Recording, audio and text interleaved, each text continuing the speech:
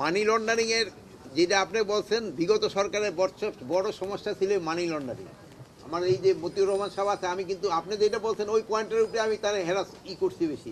আমি বলছি তার প্রথম টাস্কিং হবে মানি লন্ডারিং, এই যে বাংলাদেশ ব্যাংক থেকে যেটা হয়েছে ওইটার রিপোর্ট উনি আমার কত আগে দিতে পারে এই জিনিসটা। আর মানি লন্ডারিং তো আমাকে সবচেয়ে বেশি হয়েছে, এটা নিয়ে আমি বলছি তারা যত তাড়াতাড়ি রিপোর্টটা দিতে পারে।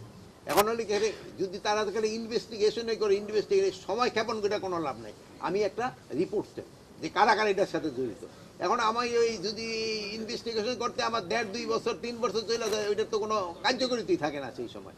এই জন্য ওনাকে ইনস্ট্রাকশন দেয় যত তাড়াতাড়ি সম্ভব। দিনক্ষণ অবশ্য ঠিক করে দেওয়া হয় না, আইজি সাহেবও ছিল, আমরা ওনাদের বলি 5, 6, 7 পর্যন্ত তো কোনো সরকারই ছিল না ইনফ্যাক্ট ওই সময়। কোনো আপনারই বলতে ওই সময় তো এই সরকার ওই টেক ওভারই করে নেয়।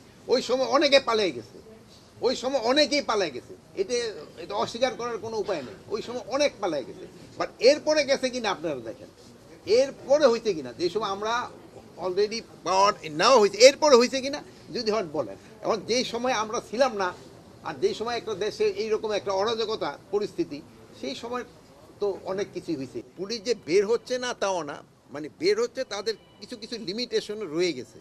1 নাম্বার লিমিটেশন হলো আমরা ওই যে অনেক চেঞ্জ করছি, চেঞ্জ করার পর আপনার তারা ওই রাস্তাঘাট চিনতেও সময় নিচ্ছে।